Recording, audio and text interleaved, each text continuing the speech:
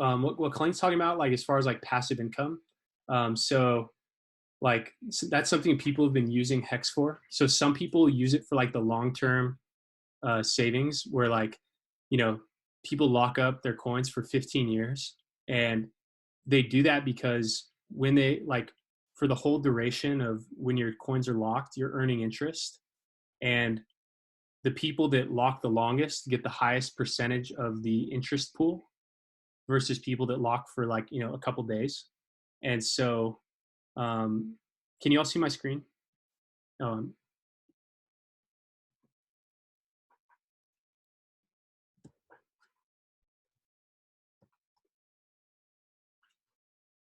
Yep, looks good. yeah, so this is a site that I'll share in the chat later. It's just like has a lot of visualizations about just about like Hex. So you can see here that the total supply of Hex is 211 billion.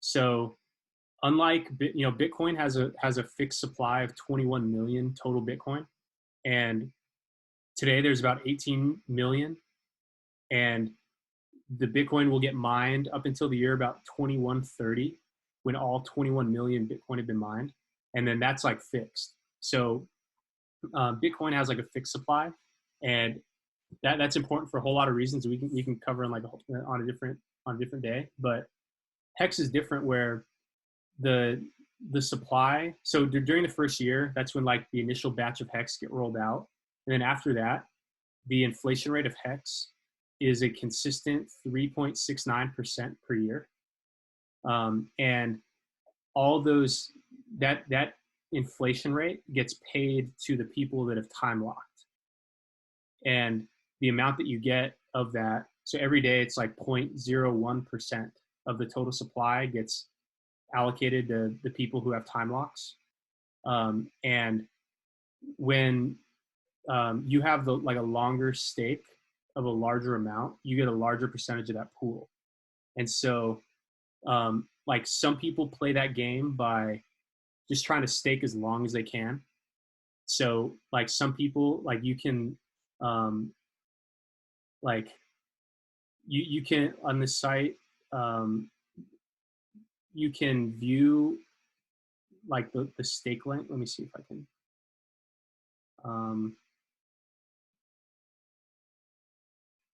Okay, so like some people have like, so this site just kind of breaks these down based on like how long and how much people are staking for. Like some people aren't staking very much, and they're staking like for very short periods of time, whereas other people are like this group of people has 15 billion Hex staked for an average duration of 2,541 days. So 2541 is like 7 years. So like, so some people that have really big amounts of Hex, they're playing the long game. Like rather than like what they want is like on the day that this expires, they want to like double the amount of Hex they have. They want huge interest payments, and they're willing to wait a long time for it. Whereas there's a whole other crop of people that are so okay, here's the screen I was showing you. A whole other crop of people like this person. This is a good example. This person staked for 4 weeks, or for 14 days, so 2 weeks. They had 8.3 million Hex, so $45,000 worth of Hex, and in those 2 weeks, they earned 28,000 Hex, so about $157 of Hex that they can sell at any time now. And so some people take the short approach, where they try to get a lot of Hex now, and rather than like staking it for a long time, where their interest payment is going to be, it'll be like if they were to do 2 weeks stakes up in like for 15 years, they would earn less than a person who did a single 15-year stake. So like the trade-off that some people make is that rather than waiting it out that long, they want stakes expiring every couple weeks, shorter stakes, and then they can like sell that at any time. And so those are kind of like two competing sides of the market where, like, sometimes of the year it's going to be better for short stakes, like times where, the price may like go up really high for a couple days, and the people who have hex that's available to sell, they can make money on that there. Whereas people that just kind of wait it out for the long run, they're going to get a lot more interest payments over that time period. And so that's what's cool about these blockchain financial systems, is that everything's public. Like there's no like in like the stock market, for instance, you as just like the individual person who's like buying stocks, you're at a really big disadvantage because like you're the last one to get the information. Like the information passes through like all like, like the Wall Street bigwigs first, and all the people there who are like those people get the best trades. Those people, like anytime that you make money buying or selling a stock, you're taking money that like a hedge fund that has AI bots that are like, reading every like single tweet on earth, and plugging numbers across every market on earth, and like measuring the temperature and like the collective heart rate of the whole society to try to like find ways to like make money trading. It's like you're competing against that, and they have such a huge information advantage that you as the individual, like you're just at a disadvantage. And so that's what's really compelling about where like a lot of like the wealth transfer and like the power shift that's happening through this this like really like disruptive financial innovations going on in the space, is that like people don't trust these systems unless it's fully public. And so you can like see every single person, like this person staked 120 million hex for 6 days, so that like 124 million of the hex can't possibly be sold today. And so like you as the person trying to determine when you want to buy, you could make a chart of when the big stakes are expiring, because maybe that's when people are going to be selling, and you want to buy when the price is low and the price goes down and people sell large amounts. And so in this system, you can, if you want to do the analysis, it's all there, like all the information's there, and there's no way of like concealing it or hiding it. It's all there out in the public. So it's just a lot more fair than other markets, which I think is really, really cool. And so this is a really cool site. Just to, I'll put this in the chat, just so y'all can take a look at it later, and I'll share the all the links and stuff that we look at today later on. But yeah, I think this is just like a fun site to look at, where you can just see people staking. You can see how much how much people are earning in interest, and it's it's just really, really interesting. Does anyone have any questions about Hex, or want to talk about anything? Question. Wait, so wouldn't you want to like stake it for like 10 years? Why are these people doing it? Isn't that what you're saying, kind of, or no? Yeah. So like the like people, that's everyone's own like personal decision that like fits into like their strategy and just like what they think. So maybe people that are staking for short periods of time, like maybe like like let's take a look at one for like an example. So this one right here, where they staked 8 million hex for 14 days. So let's look at, you can actually look at this person's, so because it's all public, you can actually see like what this person, so let's take a quick look, and we'll see exactly like what this, like, because a lot of these people, they're staking for short periods of time.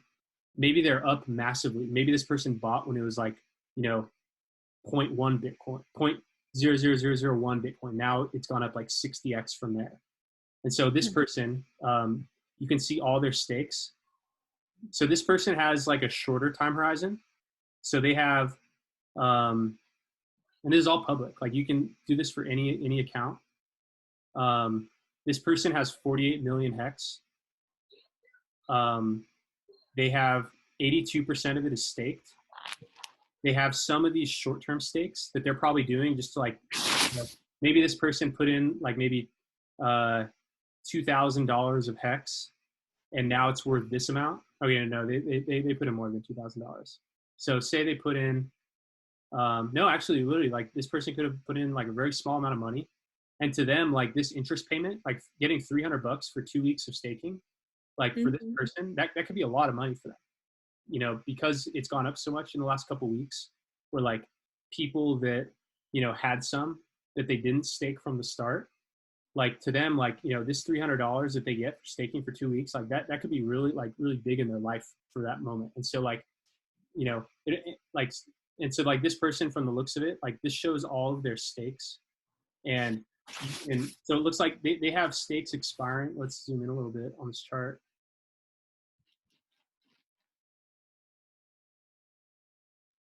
Okay, I can't really zoom in, but um,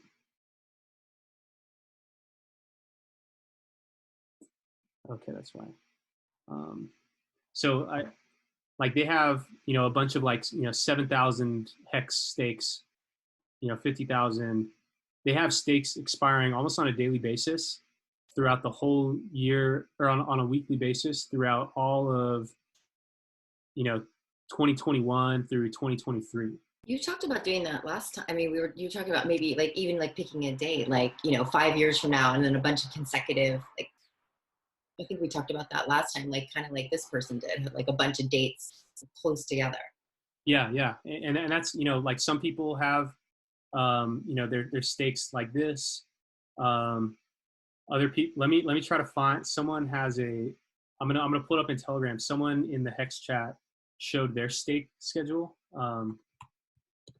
Let me try to find it. I don't even know where I'll find it, but there's someone who has stakes ending like every week throughout the whole period, and so like every single week they're going to be earning interest, and the ones that are unlocking, like between now and like 2024, that those will get small amounts of interest, but over time they'll get more. And so what that person's like, that person's betting on that, like you know price of hex could be going up, but in the early days, like these people might be thinking that like the best opportunity to sell hex might be in the next couple, like 3 years. It's all just like what people's like goals are. Like some people's approach to cryptocurrencies is that they want to buy, they want to buy at one point in time and then sell at another point in time at a huge profit and be done with it. And so those people, you'll probably see shorter term stakes where like they want to earn the interest from the staking. And also because it's the way it's rolling out, it's over the first year. It's launched in December, and over the first year is like the initial rollout of the like initial supply of hex, and there are like bonuses for like stakes where if you like depending on how long you stake, you get additional like an additional bonus onto what you put in. And so that's just like the rollout. It's like just part of the marketing for how like the people who built Hex are trying to onboard people. They're trying to incentivize people to join early and then stake, for as long as possible. And so, some people, some people have like the, long-term perspective on it, but other people, like this person we just randomly selected, like, maybe this person is, maybe they're older. Maybe this person's in their like 50s or 60s or 70s, and Mhm. they don't want to wait 15 years. Maybe like they have a kid that's in high school that's they want to be able to save money so they can get a good education, and so they're expecting like big life purchases to come up in the next couple of years, and so maybe that's why they stay for a short period Did they not listen to your whole rant on college?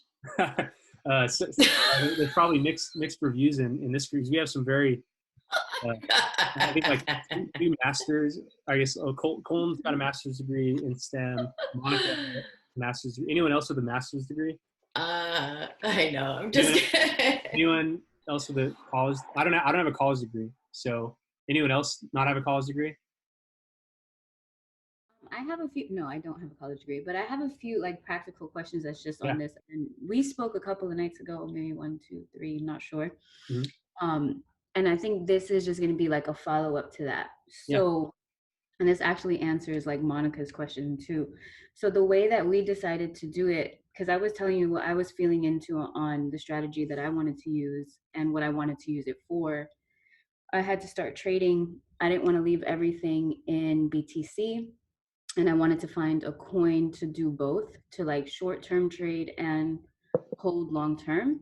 Mhm. So I think we decided, um, like I did a 7-year stake, I did a 15-year stake, we did a 365-day stake, I did a short 2-week one, and then we kept, I think I kept like 250,000 worth of hex just unstaked, like unlocked, because I wanted to use a percentage for just to trade, just to cash out like when I saw it coming up.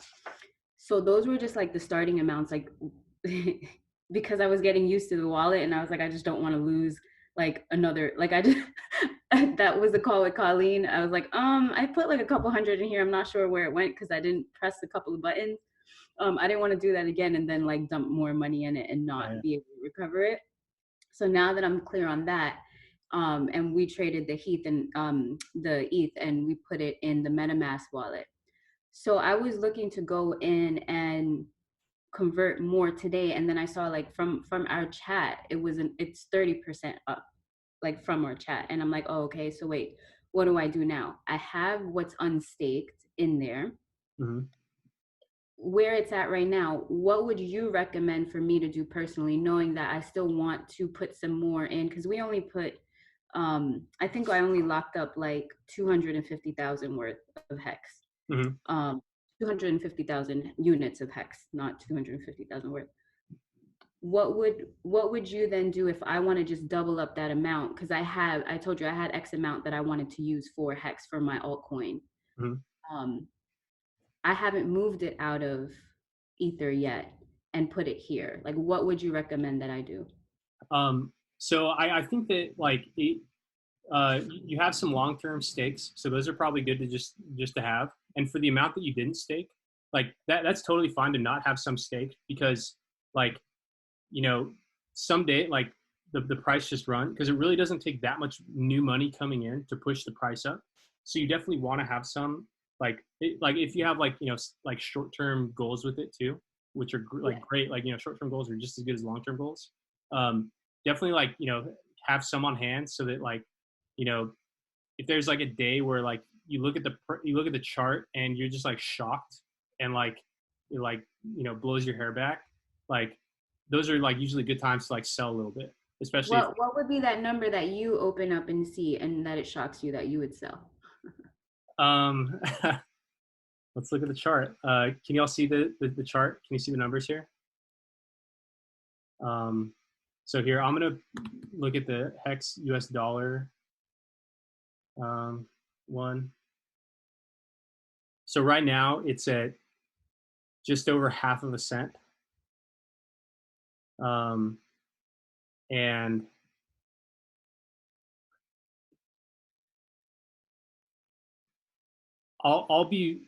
I think a lot of people, so this is how you have to think about it. When are other people going to be selling? Like, you know, like, so a lot of the selling that's happened here right now, like, you know, it hit, like just today, it hit like 60 or 0.62 cents. Mm-hmm. And this was, I think on right on this hex site, it shows like what percent X. So like it hit like 100X from like the bottom. So from like, you know, back in, I think February was like the true bottom. So like back here, it hit 100X. And so a lot of people like, and we can even like, you can even look at like who was selling and see when they bought, which is very interesting about Hex. So probably a lot of the selling right here is people that were selling at the like 100X mark, like, oh, like great time, you know, that's more than they've ever made on any trade in their life. You know, but so like kind of like round numbers like that. So maybe like you know, when everyone is saying like 200x, you know, maybe that's another one that like a lot of people who, you know, maybe got in, you know, maybe didn't get in at the bottom, but they got in sometime over here where Mm-hmm. for them it was 100x, and then they Mm-hmm. want to sell. So like, it's hard to tell because like there's no price history to reference. Like Mm-hmm. that's what makes it so hard to like really call the top, is because there's like nothing to base it on. That's what I was going to ask you. I was like, do you see that there's a dip coming, or like, what is this just going to keep going up? Yeah, I mean, What like that's like the multi-million, maybe multi-billion-dollar question, right? That's like, you know, I'm but asking. yeah, and so um, Exactly. dips happen all the time, and like so here, let's measure the price. So like this big green candlestick right here, this was actually somebody who was like they were coins from a wallet that was created when Ethereum was created. So Ethereum is the blockchain platform that Hex runs on. It's like a multi-billion-dollar blockchain, and somebody who was involved in the creation of it put 10,000 Ethereum and just bought all the Hex they could. Like in a single transaction, they bought 10,000 worth of Ethereum of Hex at once, and just like in that moment the price, you know, doubled. Mm-hmm. And then that like ate up so much of the supply that was for sale that it really kind of kicked off this run where the price is going up really because there's just not many people that are selling. Like all the people that were ready to sell, a lot of them got eaten up right here. And so also when people see it go like double in price, they think that it's more likely to happen again, and so even less people want to sell.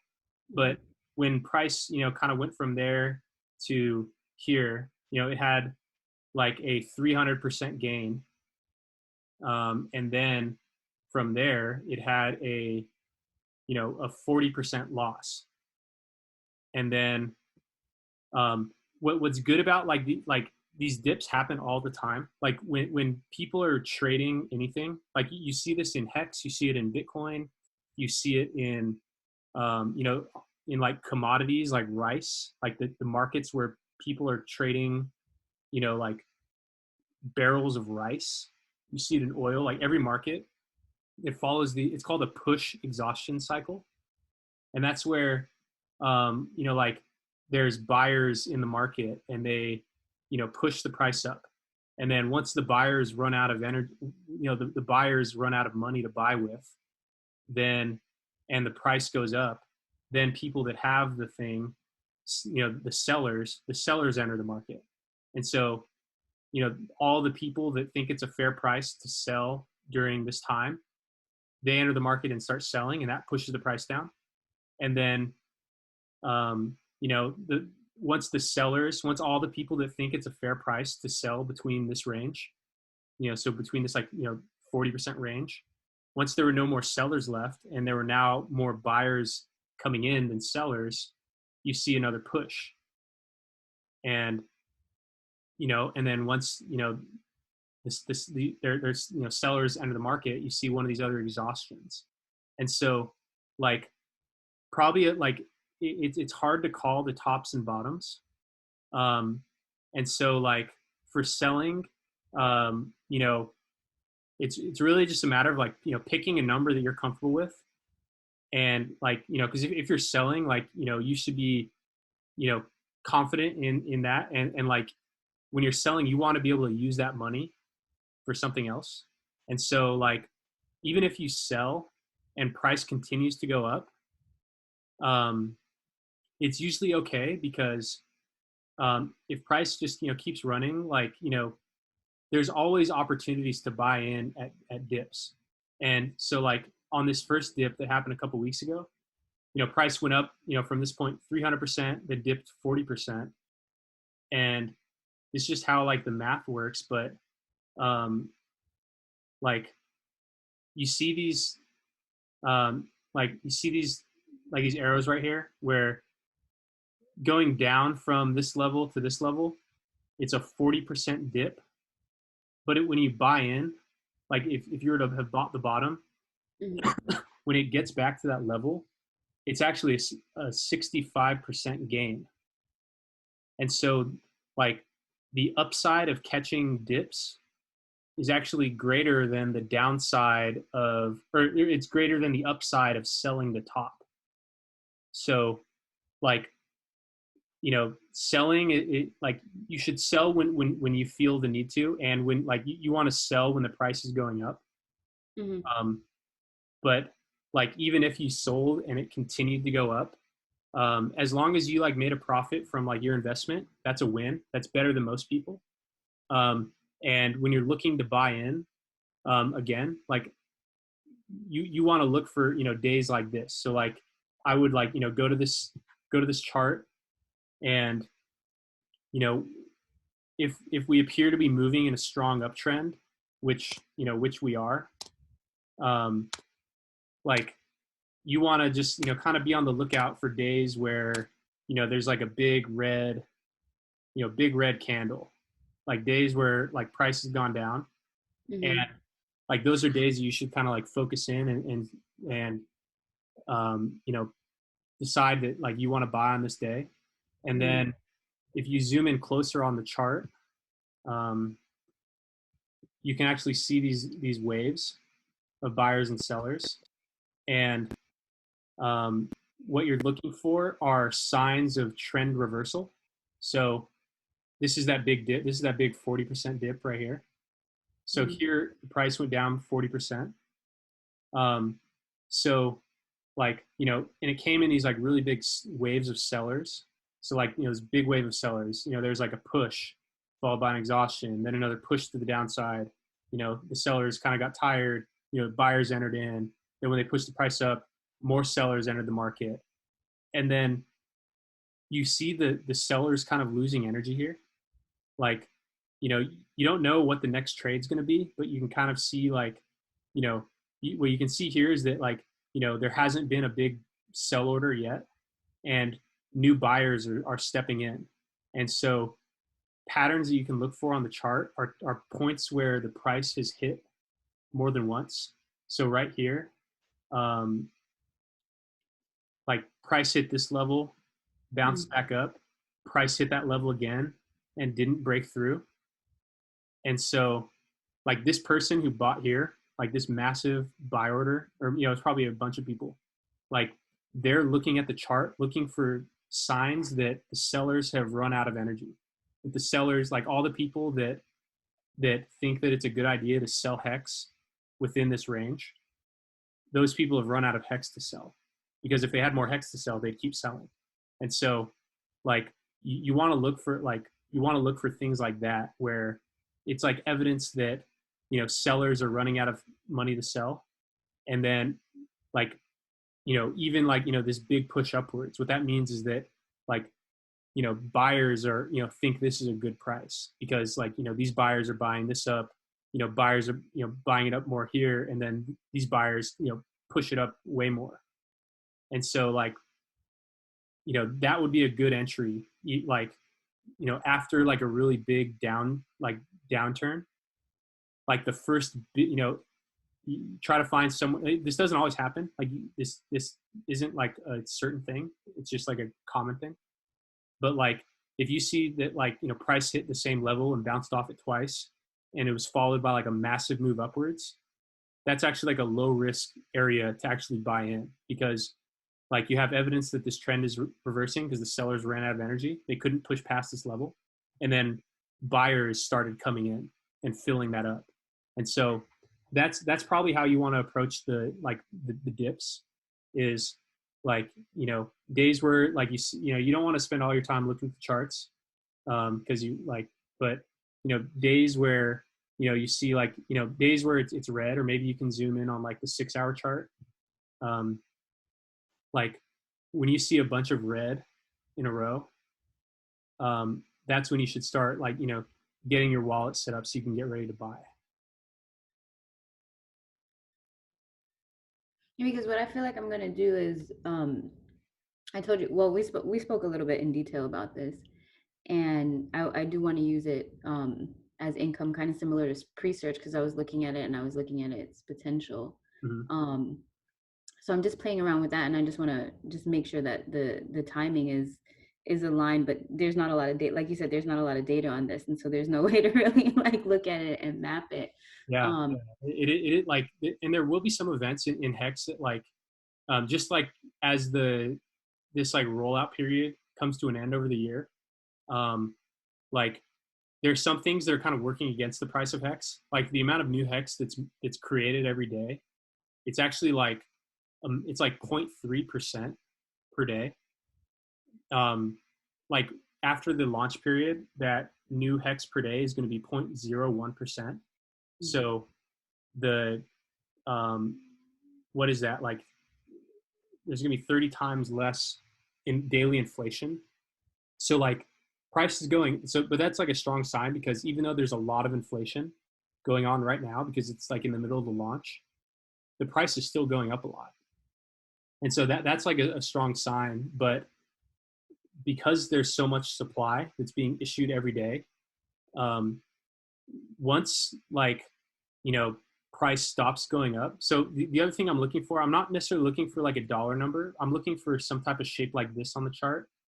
Um, on like the daily chart, I'm looking for something like this, where it goes up like crazy. Like I look at where like you wake up and like look at the chart and you want to like throw up because you're so shocked. Followed by like a massive, massive downturn, mm, followed by a another rally here that doesn't reach this level. Like kind of the same thing we were looking at on that, like down there at this bottom. Like we want to look for signs of this trend coming to a close, where like everyone who had money to buy in has bought, and maybe like people are buying in with like crazy amounts of money, and like once like a lot of beginners really latch onto this, like right now, like pretty much only people that already know about cryptocurrency are in mhm. Hex. But like as soon as like your your Uber driver or the person giving you a haircut or like your grandma starts like saying, "Oh, you got to buy Hex," like maybe that's like those are signals too that it's like towards the later stage of this rally. And so you want to look for like a big trace back, like something literally like, you know, like another like big like 40% trace back. And then on this like follow on rally, you want to look for signs that the price is um, you know doesn't have enough energy to move up further. So like maybe something like um, price kind of like tries to hit higher, it can't, gets batted back down, and then it tries again and goes even lower. Like if there's like strong signals by the market that the buyers are running out of energy, that's probably when I want to sell. Mm. Because like you don't want to sell in like a strong uptrend, because you don't really need to sell the top, and very few people actually sell the top. Like even if you look at today's chart on the really short term like timeline, like right here, like price hit this peak. So when you look at the chart, like you can see the price went really high. But if you like even zoom into like the 1 minute, so here I zoomed in like all the way. Price was only at this point for less than 3 minutes. Like price only hit this, and so like it's very difficult to buy the or to sell the top. Like only one person is at the top if you really think about it, and so you don't need to really like sell the top. Um, but you want to look for evidence that like you know price is just like running out of energy to the upside. Okay, cool, perfect. I had another question about leveraging Nexo, but I think that I'm gonna just maybe put that in the chat since you're Okay. on Hex. But I'm gonna jump off. But thank you so Yeah, much. thanks for joining us. Yeah, thank you. Yeah. Does anyone have any more questions on the topic of hex, or anyone have anything to add? So I do have a question. So what, like, November then becomes this where they're done selling it, or it's gonna then November becomes what date then about hex? Um, Isn't it so the end of whatever the final date in November? yeah, so that's the last day of the. Um, so if we go to hexinfo.io, um, so that's when those daily auctions end. So Oh, right, it's when the daily auctions end. Okay. Okay. yeah, so that's when like that first batch of hex.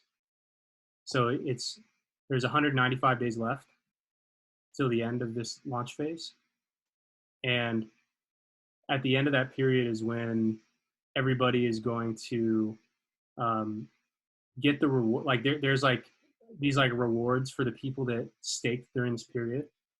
That's when everyone gets their rewards, and there's a lot of stakes that come to an end on that day.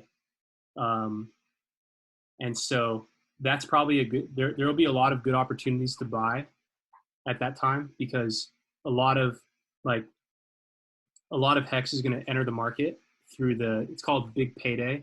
That's like the name of the like bonus for people that stake.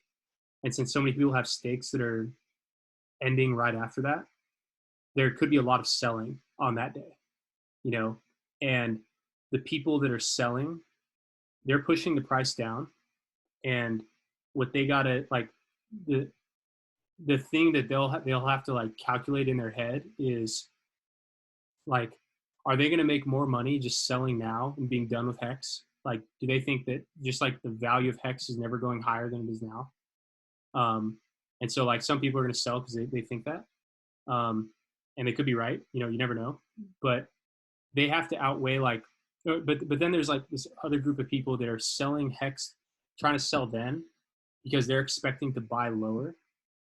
And with hex, because there's the um, like the interest rate is like that incentive to time lock, um, it makes it a more difficult decision to make, because if you like say, um, you know, you, let me pull up the chart again.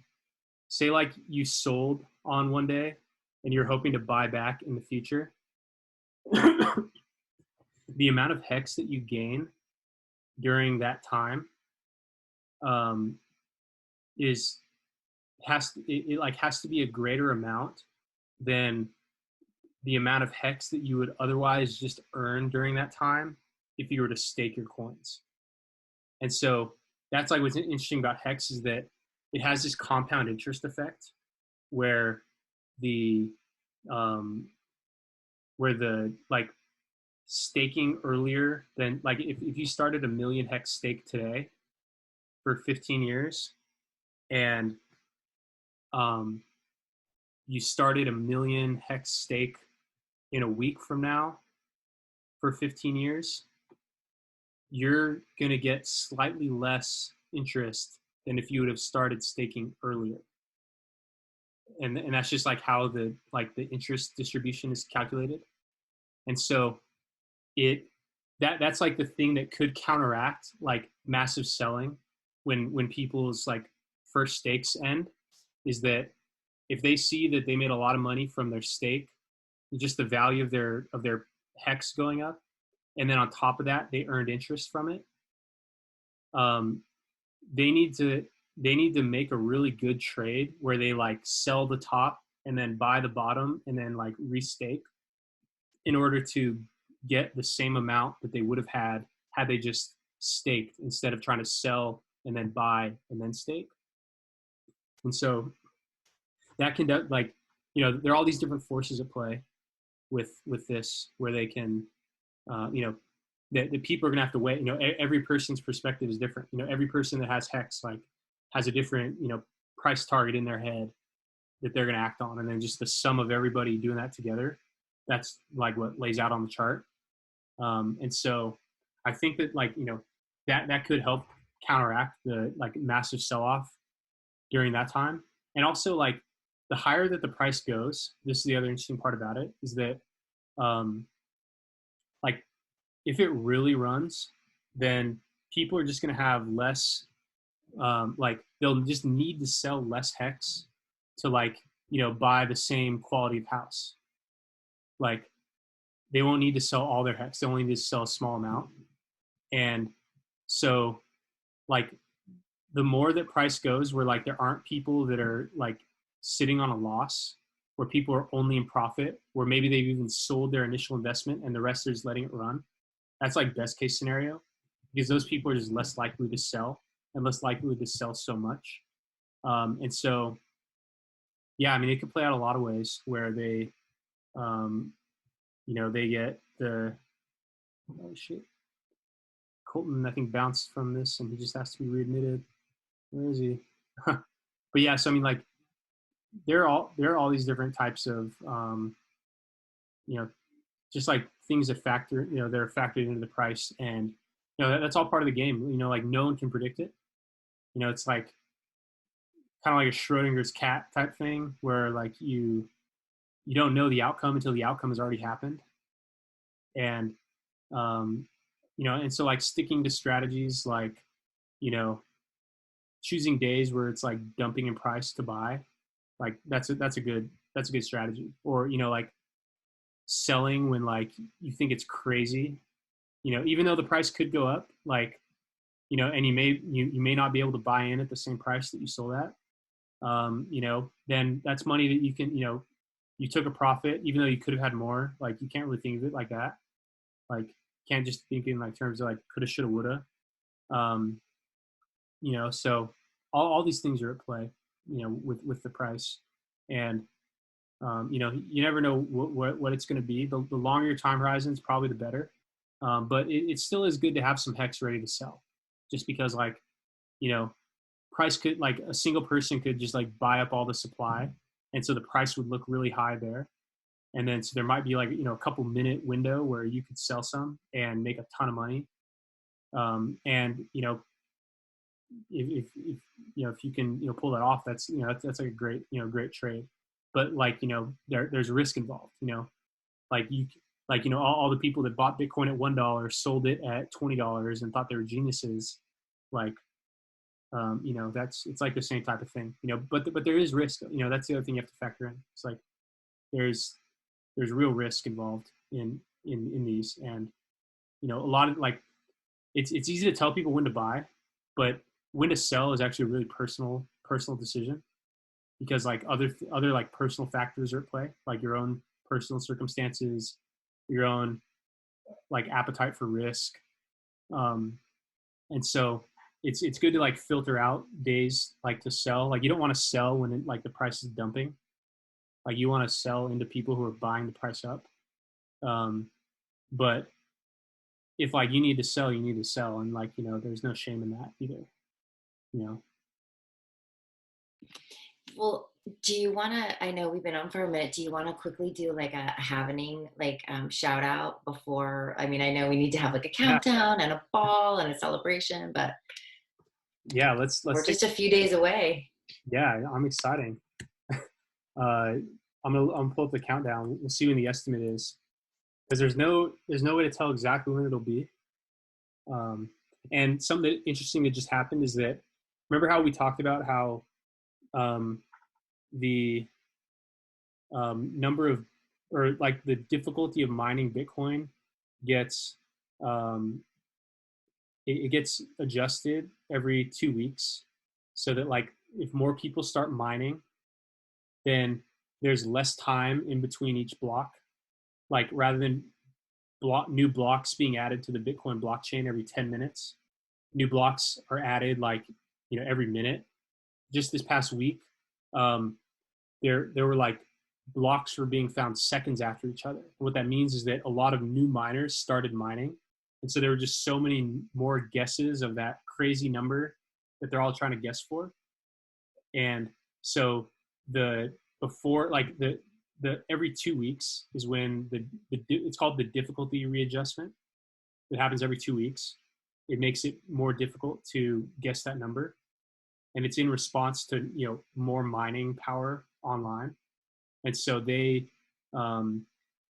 like they run out um, like it, the network just automatically readjusts itself, and that happened this past week where blocks were being found within like under a minute. And so the last like difficulty adjustment just happened before this next happening. And so which happens estimated around 2 UTC on the 12th. So 2 a.m. minus 8 hours is something like 6 p.m. Oh, nice. 6 p.m. the 11th, hopefully. Hopefully, this will probably only go down. So probably during the daytime on the 11th, we'll have to get on a live stream and we'll count it down, and you know we'll do all that. But yeah, so that's happening, and that's like I actually think that the halvening is it's pretty funny because like we talked about in a couple of weeks ago, like HEX, it has a constant inflation rate. Every year it's 3.69%. But in Bitcoin, the inflation rate cuts in half abruptly every 4 years. And like, I think that's part of the genius of how like just Bitcoin was designed, is that it introduces volatility into the market, because all of a sudden there's like a massive monetary policy change. Like if the Federal Reserve, like, you know, went on TV and said, okay, we're cutting inflation rate in half abruptly, like today, there'd be like crazy volatility in the financial markets, because like that's just not their style. Whereas like in Bitcoin, like the volatility is really what helps the network evolve.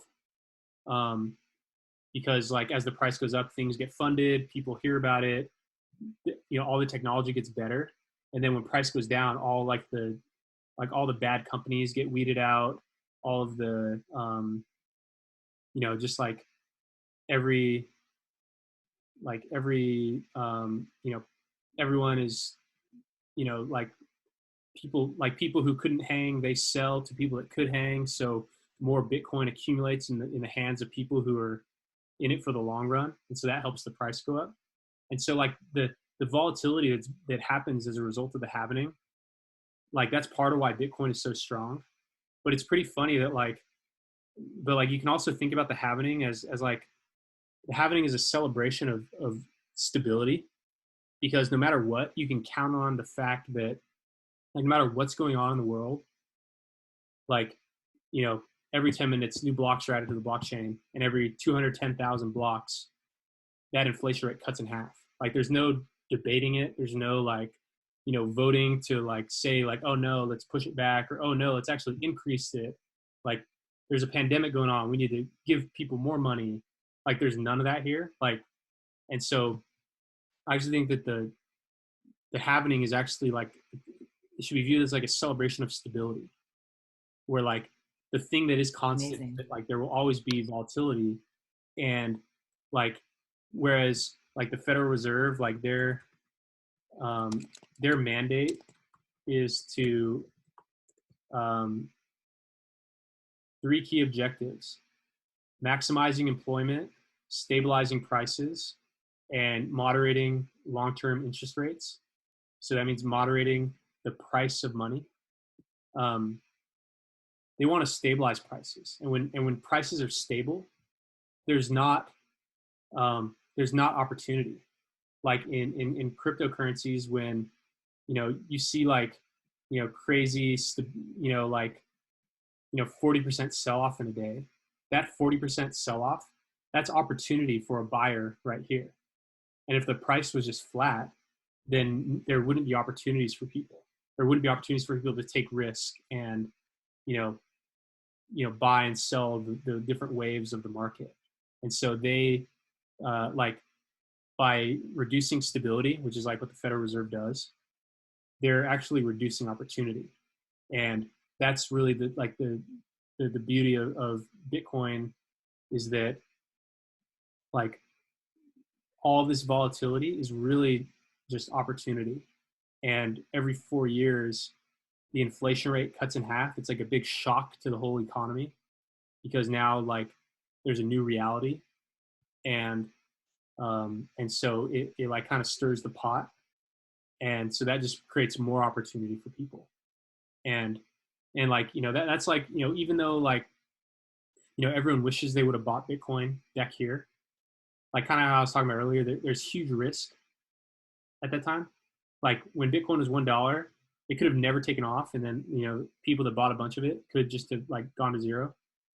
But like every day goes on where it doesn't die, and every one of these like waves up and like contractions down, and like push up, contraction down, push up, contraction down. It just like solidifies the industry, and it like reduces risk. So even though like the the price has gone up so much from where it was down here, and price may never reach under like $100 or maybe under $1,000 ever again. Even though it might never go down that low, there's always opportunities like to buy at a low price. And so like that's like really the beauty in not having an entity who's responsible for trying to like assert some type of stability in the price of the money, is that there's always an opportunity for people. You missed out on that run from $200 to $20,000. Like, don't worry, you can buy in at $3,000. And like and then when the price goes from $3,000 to $12,000, like you just 4x your money, and with like very little risk, because like if you would have bought even like that, like so like when Bitcoin was $5,000, before it ran up to 20K, like the people that bought at 5,000, they 4x their money going up, but then like the risk back then was still like low. Like that was before Bitcoin really burst onto like the public consciousness when it hit 20K. It was kind of doing that when it was at 5K, but like there still was a lot of risk. But like even if you couldn't buy it, or no, so this was like people that bought in here, like there was a lot of risk, because like where they bought could have been the top. Like so there's like just different risk that just happens at different times. And even though like people might have missed out on this first run, like there's another chance to buy like at a really low price again. And so like that's why it's like not good to like FOMO into stuff. Like even though like if you are like so mad at yourself because you missed out and like you keep missing out, like just buy in, because you can always there are tools that allow you to like once you buy in, you can actually like reduce your average price, which we can talk about in a little bit. But like there's always another chance to buy. And so like you shouldn't ever like go all in. You should always have more money to buy in with. Because like you want to be able to, when there's an opportunity, you want to be able to buy that dip. And so that's all I'm excited about the happening, is it's going to shake the pot up, and there's going to be a lot of opportunities over the next couple of years.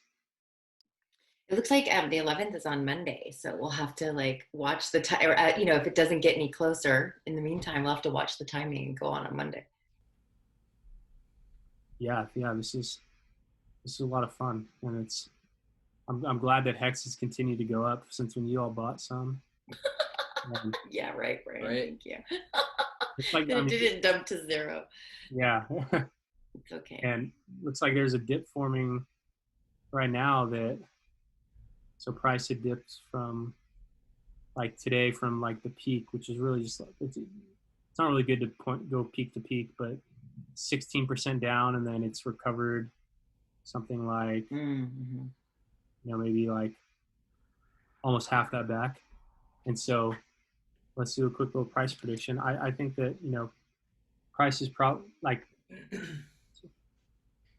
price likes to go back and touch levels that it had touched from the bottom in the past and then touched from the top. So like this line right here, I'll make it yellow so you can see a little easier. So like price hit it from the bottom, rejected, and then burst through it. And then it hit it from the top once, but then it did it again. So price probably wants to come back and test this. Like sellers think that there are probably sellers that wish they sold up here that are now looking for a good sell entry. So as like the price kind of retraces back up, sellers maybe like thinking this is a good price and they could push the price back down. And then buyers, on the other hand, look at this chart and they see like, okay, a couple of days ago, this level of 0.52 cents, that was like too high. And then now price is above it. And so now that's a good price for people to say like, that's a good deal because it used to be too expensive there. Now it's like a good deal. Now it's cheap. And so like, if there are more people ready to buy here than people ready to sell here, then price, should rebound off of here. But if enough sellers enter the market and they push down and break through this line, there are these other lines that like, other big times where it had like reversed off of and then, gone up and then even gone back down. So like maybe right here, price may bounce off of here, and then bounce back up to this level, which it, in the past price had hit that level, then sellers thought that was a good price to sell. So maybe that might happen again. So maybe they'll, go there, push the price back up, but then sellers enter the market, push it back down. And if this level, was strong here, and, price had like fought over that level in the past year too, if enough buyers think that's a good deal, then, the price could, do something like this, bust through it and then come back down, hit that level. And then if price doesn't hold there, it's probably going to go down even further. But if price does hold there, then it'll probably go back up. And now the price is probably going to try to test this level. And all this energy of people who were buying in here, like all the sellers who thought it was a good deal to sell in here, if those people run out of money to sell, then there just won't be that many people who think that this is the top and this is where they should sell. And so that's like what can help. It's like the more that price like gets sold down here and then fights back up and then gets sold down and fights up and gets sold down, like the more times that happens without going down, like probably without going down below this level where price had found this bottom, then like all this selling is really just energy for people going up, because the people buying here, like they just saw it go up 1,000%.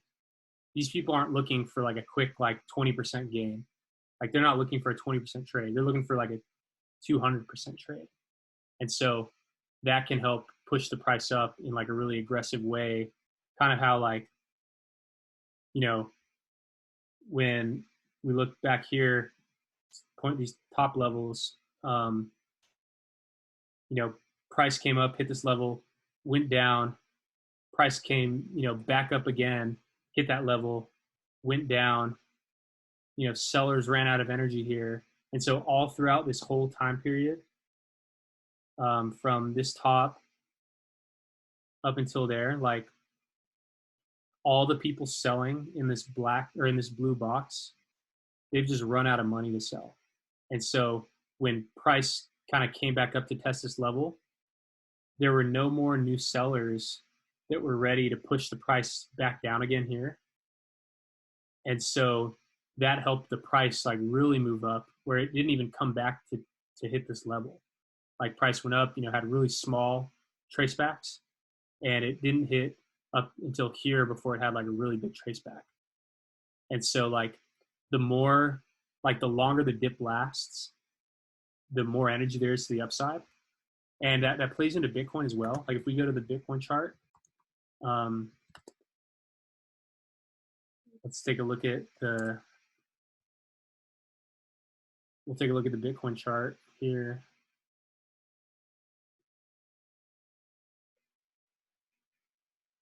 like you can see this playing out on like the longer term basis.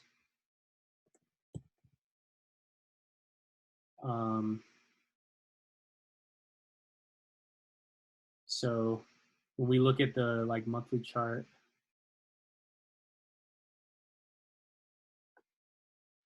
so like you kind of see this playing out here, where like, you know, back here, like price hit this all-time high, and then it was like, you know, sellers ran out of energy, and then they come up, and then like even still during this time, like they look small on this chart, but like they were like, oh, shoot.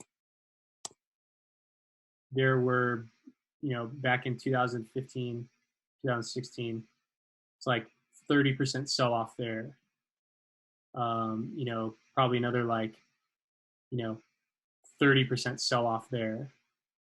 Like there are all these big sell offs, but like nothing they could move the trend back down. And so like once the price broke through this level, there was this like big push upwards before any like big turning point. And so like now that like, you know, in 2017 there was this like $20,000 top up here, so $18,000 top. Okay, let's zoom in a little bit more. There's that top, and then sellers like all this time just boom selling. Anytime buyers would enter the market, they'd sell it right back down. You know, the buy you see it play out here where the buyers just like run out of energy. Like each push upwards just gets smaller and smaller. You know, where buyers thought that this was the bottom. So like where price had hit a bottom back here before the big pump, and then where price had bottomed out after like the first big sell-off, when, you know, Bitcoin price went from 20K down 70% to this level before bouncing back up 70% to, you know, there was like a 92% pump after that. So like a lot of buyers thought that this level right here, like right around $6,000, the buyers thought that was the place to buy at. And so they would buy up, and then as soon as they would buy up, more sellers enter the market. So a lot of these people are people that bought here. They're trying to cut their losses. So all the people that have bought higher than it is now, they like have losses that they just want to like, okay, they want to lock in, like, you know, they lost a bunch of money. They bought in all the hype. They want to cut their losses. So they're selling. And then like, you know, so that kind of happened, like where the buyers running out of energy. Then here, when the buyers really ran out of energy, there were still sellers in the market that needed to sell. And so that pushed the price down even further. You know, so after like everyone thought that price had found a floor here, after a 70% dip, price dipped again another 50% from 6K to 3K. And then from there, the sellers at that time just ran out of energy. And so that's why we saw like pretty much from 3K, it was like straight up for, you know, a couple months between 3K and we're hit the top at like 14K. So 300% rise. And then, you know, sellers, you know, the price didn't go above here. And so sellers entered the market, you know, selling down, you know, price to pump, then they'd sell. So like this same phenomena of like buyers and sellers, like it plays out on the long-term Bitcoin chart. And it also plays out here where like, you know, and because all the people that are trading it, they're looking at these horizontal levels. They're like, where was price previously too expensive? And where was the lowest that price had reached in that period? And everyone's just making decisions off that. And then once it breaks through these levels, like, you know, there's just nothing holding it back. So like from here to here, there was nothing holding HEX back. And like from, you know, from here to here, there was nothing holding HEX back or holding Bitcoin back. And so like, that's like a, you know, when you're looking at the charts, like it's kind of hard to get, you know, like there's so much going on, but like, if you just try to understand, like view this as like, you know, buyers having dollars to buy with and sellers having the Bitcoin to sell with. And seeing the levels where like buyers run out of energies and sellers take over. That's like a good way to like kind of sort through the noise and try to like understand where you think price is going to go next. Yeah, and it's pretty interesting because you see it play out even on like the 5-minute chart. It's like the same thing's happening, like on like a small level, like sellers, like these are the sell, like, when you look at it on the long chart, that's like the sum of everybody. But when you look in on these like really small time frames, it's like these are the sellers. Like, they sold and then no one was there to buy, and so like more people sold, and then like price inched back up and then more people sold, and so like you see it play out everywhere. It's really, really interesting. Yeah. What did you call that? The particular happening in the in the statistical numbers. There was it was almost like a maneuver of some kind. Oh, was it push exhaustion cycle? Yeah. What is it? What is a push exhaustion cycle, and how would you put other handles like that on phenomena that can happen in tracking a market? Yeah, so like the push exhaustion is like it describes the trend. So the push is like in the direction of the trend, and so let's see, like here from the start. So this is like Bitcoin in like 2012. It had this like first big push. So let me make this line green and we'll make it thicker. So that's like the push.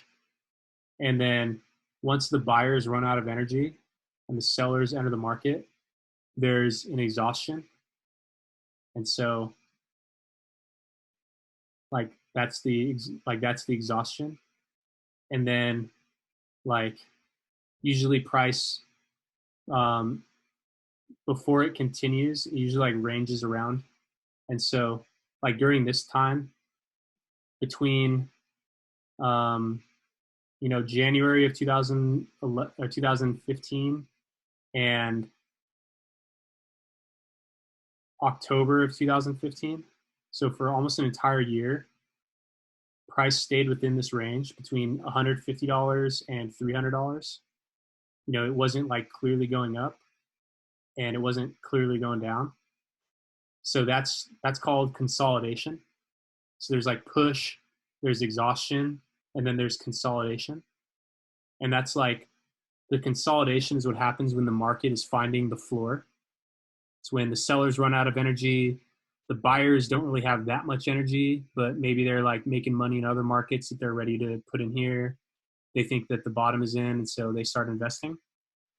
And so like, the push followed by the exhaustion, followed by we'll make this one orange, followed by the consolidation. That's just like a common market cycle. And so, then it happened again. So that was what happened during that first halvening period. And then we see another one of these where we have a push, followed by an exhaustion, followed by the consolidation. And an interesting thing to note here is that the consolidation that happened during this bear market was like very short. Like this one was 9 months. This consolidation was, let's take a look at it. We'll zoom in. Let's go to the weekly chart so we can see easier. So this consolidation was like from where it like hit the bottom and just like ranged in this area. That was only for like 133 days. Whereas this prior consolidation period was, about 260 days. So about this consolidation, it was about twice as long as this one. And I think that a big reason for that is that, like, back here, there just weren't that many people trading. Like, not many people knew about Bitcoin, and people honestly thought it was dead. And so there just weren't that many buyers and sellers in the market trying to figure out what the price was. And so these, like, the ranging just happened, like this pattern where, like, price went up. Let me show you, like this pattern here where price, goes up, then down, then, up, then down, then up, then down, like, and down, and then breaking through. Like, that same thing happened, but it happened rather than happening like on this like weekly time frame where price is like going, where it's taking like a couple weeks to go from like the bottom to like the minor top to the bottom to the minor top to the, like, to hit this range. Rather than doing that over the course of 266 days, the price did that same activity over the course of 133 days. And so when you zoom in and you go back, it was like forever ago.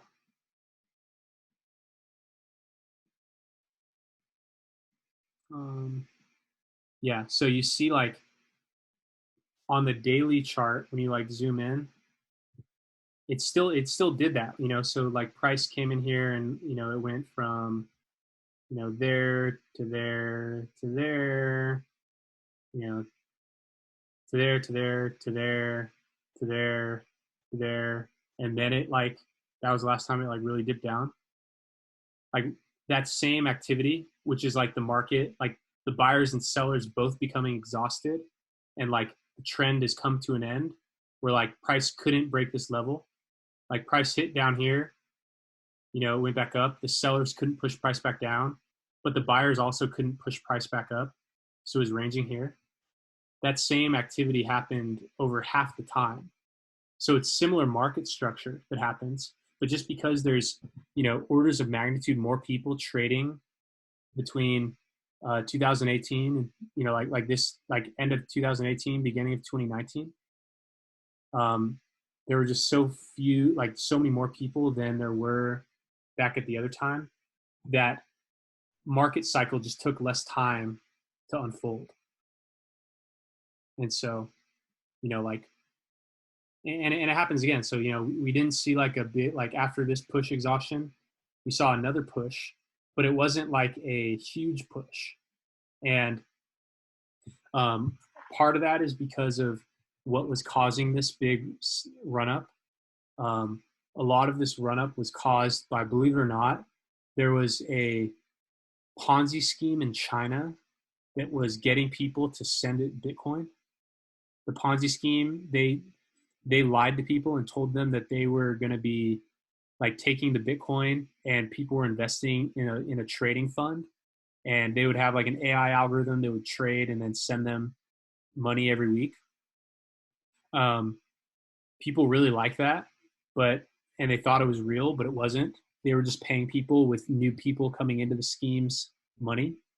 And so during this time, like, what was that time frame? Where are you right now? Last year? Yeah, so beginning of 2019. So it was happening, it started in 2018, but it really kicked into high gear right around like between like April and July.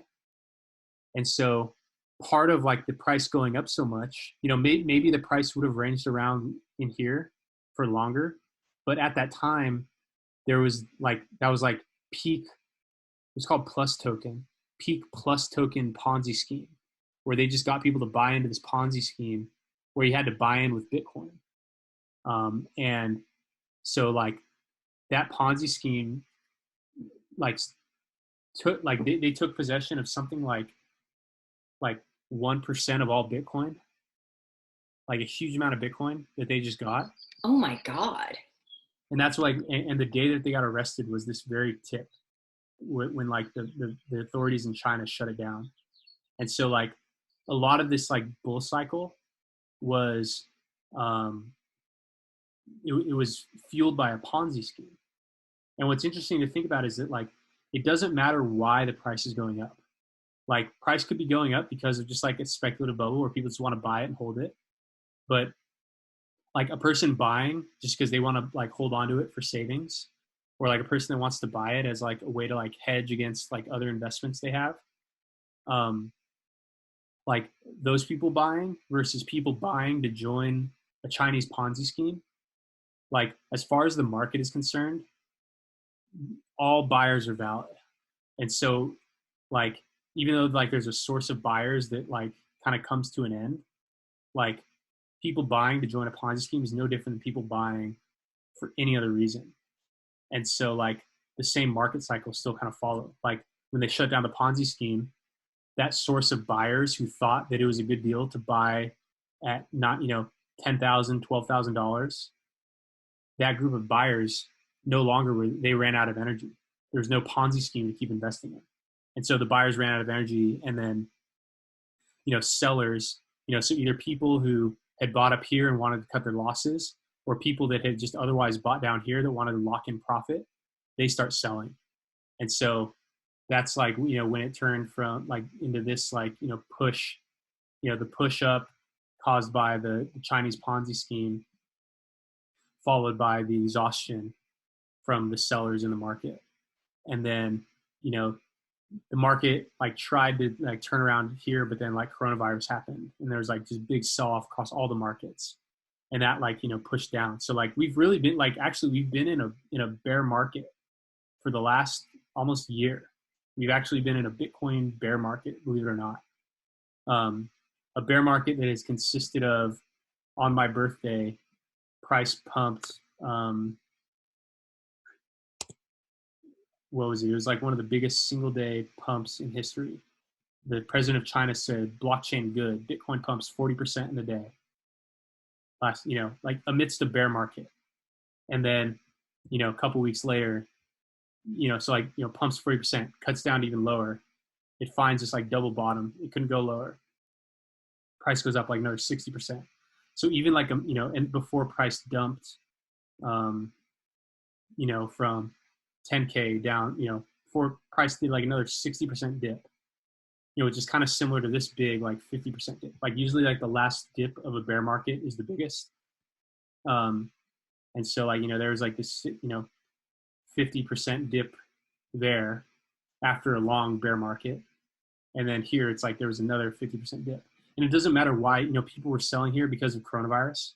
It doesn't matter why they're selling, And so once the people that were going to sell because money was tight from like everything being on lockdown, once they ran out of money, then, buyers see this. They see it's at like the bottom of this range. Price previously found a bottom here. Now these buyers, people think that's a good deal. And then price just keeps going up. And so more people buy it. And so the buyers have strongly entered the market. All the sellers have run out of energy. All the people that would have sold at these levels have already sold. And so that can push price up. And that's where we are now, leading into the next happening. It's like in this, and it's happened across like, during all these market cycles where,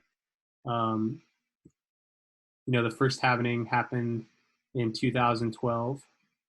The second halving happened in 2016, summertime. The third halving is happening next week.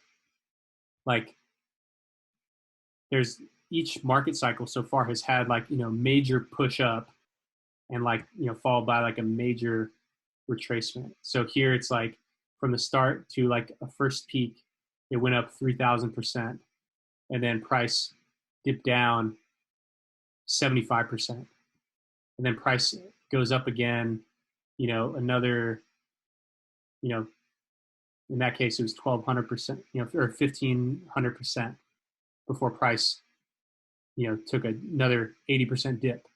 And that's kind of what we saw here, where like in this next cycle, like it's almost like each 4-year period has two complete like push exhaustion cycles in both directions, where like, we see a 3,000% gain here, followed by a 85% sell off, followed by, what was that, like a 300% move up, followed by another what is that, 70% sell off. So like each market cycle has these like big like push exhaustion cycles, and so there's always an opportunity.